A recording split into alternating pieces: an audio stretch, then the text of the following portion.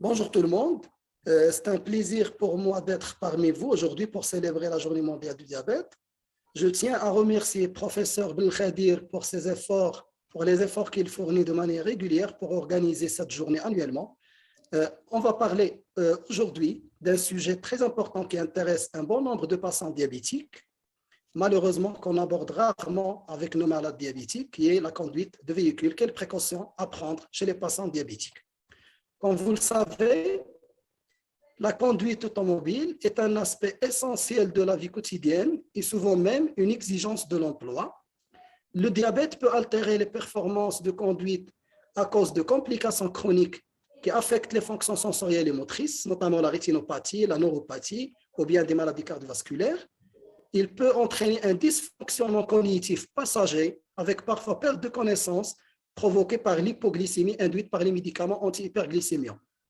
La présence ou l'absence de ces anomalies et l'intensité de ces facteurs varient d'une personne à l'autre, et donc l'aptitude à conduire des personnes atteintes de diabète doit être évaluée au cas par cas. Pourquoi on parle de ce sujet? Le diabète comporte beaucoup de risques liés à la conduite. Les risques liés au diabète ont été sujets d'analyse de littérature scientifique, mais malheureusement, la plupart des études sont des études cas témoins qui ont montré que les conducteurs atteints de diabète représentent un risque d'accident de la route mesurable et légèrement plus élevé, mais c'est un risque qui est acceptable comparativement aux conducteurs non diabétiques. Mais bon nombre de ces études comportent d'importantes limites, notamment sont des études souvent rétrospectives qui comportent de nombreux biais. Elles sont basées sur la mémoire du patient, définissant des termes très variables. Parfois, on parle d'accident, parfois, on parle d'hypoglycémie, avec un manque d'informations qui intéresse le nombre de kilomètres parcourus, la nature des traitements, ainsi que le respect ou non des recommandations par les conducteurs. Quels sont les risques liés au diabète? C'est essentiellement l'hypoglycémie et surtout la non-perception de l'hypoglycémie qui est le risque lié à la conduite automobile le plus significatif chez les conducteurs diabétiques. Les complications chroniques du diabète aussi et rarement l'hyperglycémie. On va commencer par l'hypoglycémie qui est le risque le plus important chez un conducteur diabétique. L'étude de l'hypoglycémie s'est basée sur des études à l'aide d'un simulateur de conduite. On provoque une hypoglycémie chez des patients dans un simulateur de conduite et on évalue les performances de conduite de personnes atteintes de diabète de type 1 ou de type 2 pendant un épisode d'hypoglycémie provoqué.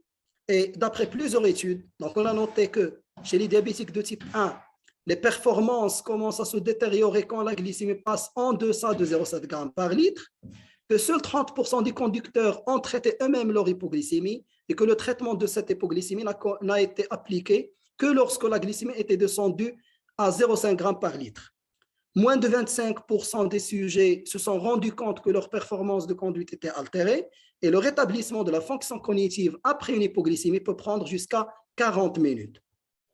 D'après cette étude apparue dans Clinical Care, qui évalue la décision de conduire ou non chez un groupe de patients en hypoglycémie, donc on a pris 3 groupes de patients, des patients diabétiques de type 1 qui ressentent de manière normale l'hypoglycémie, un groupe de diabétiques de type 1 qui ne ressentent pas l'hypoglycémie et un groupe de diabète de type 2, et on a évalué la décision de conduire ou non. Regardez le résultat.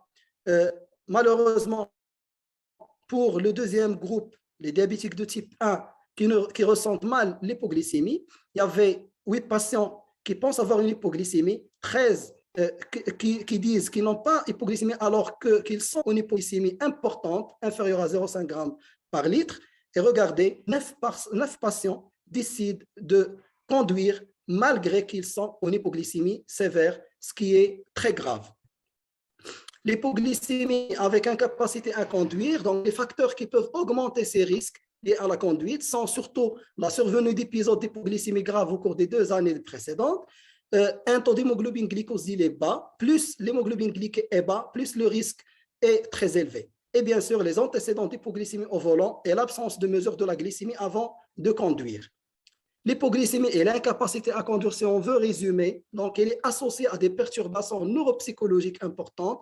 Elle représente un danger et surtout, c'est l'hypoglycémie et les non ressentis, par exemple chez des patients diabétiques de type 1 dont la durée du diabète évolue depuis plus de 10 ans. La prise de sulfamide chez les patients de diabétiques de type 2 peut entraîner des hypoglycémies graves, surtout en cas d'insuffisance rénale chronique. La glycémie seuil à partir de laquelle il ne faut pas conduire reste indéfinie due aux variations interindividuelles et intra-individuelles, et l'aptitude à la conduite automobile peut être déjà fortement diminuée pour des glycémies inférieures à 0,75 g par litre. Passons maintenant à l'hyperglycémie et l'incapacité à conduire. Malheureusement, peu de données sur les effets d'hyperglycémie sur la conduite automobile. Lors d'une étude basée sur un questionnaire, il y avait 8% de patients diabétiques de type 1 et 40% de diabétiques de type 2 qui ont rapporté au moins un épisode où leur conduite a été perturbée par l'hyperglycémie sur une période de 1 an. Pour les complications chroniques du diabète, bien sûr, les complications macrovasculaires comme la coronaropathie, les maladies cérébrovasculaires, l'artériopathie oblitérante des membres inférieurs, ou bien microvasculaires, la rétinopathie, la néphropathie, peuvent entraîner des complications et donc un risque lié à la conduite de véhicule. Au Maroc, quelles sont les conditions d'obtention du permis de conduire? Donc, bien sûr, après l'âge et les éléments de l'administration, on insiste sur un certificat médical qui stipule que le candidat doit être apte physiquement et mentalement à la conduite des véhicules de la catégorie concernée, et cette aptitude est établie par un certificat médical selon les principes de l'arrêté conjoint du ministère de l'Équipement et de la Santé. Donc, cet arrêté qui part du principe de base qu'en règle générale, quelle que soit la catégorie, le permis de conduire ne doit être ni délivré, ni étendu, ni renouvelé à une personne atteinte d'une affection susceptible de constituer ou d'entraîner une incapacité fonctionnelle de nature à compromettre la sécurité routière lors de la conduite d'un véhicule à moteur. La décision est laissée à l'appréciation de médecins ou de la commission d'appel après avis d'un médecin spécialiste, c'est nécessaire, et cet arrêté a énuméré plusieurs pathologies qui intéressent notamment l'endocrinologie, le diabète non insulinodépendant qui nécessite un avis de médecin spécialiste selon les cas, le diabète insulinodépendant qui parfois demande un avis de médecin spécialiste, mais notez bien que l'avis du médecin spécialiste dans ces cas n'est ni systématique ni obligatoire. Par ailleurs, il y a d'autres pathologies en cardiologie et qui représentent des complications du diabète comme le syndrome coronarien aigu, l'infarctus de myocarde, qui sont incompatibles avec l'obtention d'un permis de conduire et qui nécessitent un avis spécialisé de manière obligatoire. Mais à part ça, qu'est-ce qu'on peut proposer en plus pour un patient diabétique? Le patient diabétique ne doit pas présenter bien sûr de complications sur le plan oculaire, neurologique ou cardiovasculaire qui sont susceptibles de contre-indiquer à elle seule l'aptitude à la conduite. En outre, ce patient doit avoir un diabète équilibré avec des glycémies et une hémoglobine glyquée à l'appui. Il doit faire l'objet d'une surveillance médicale régulière. Il doit être pleinement conscient de son affection. Il doit comprendre sa maladie, ses traitements et les risques des complications du diabète. Il doit faire preuve d'une très bonne observance thérapeutique avec un rapport médical à l'appui, soit du diabétologue ou bien de médecin traitant.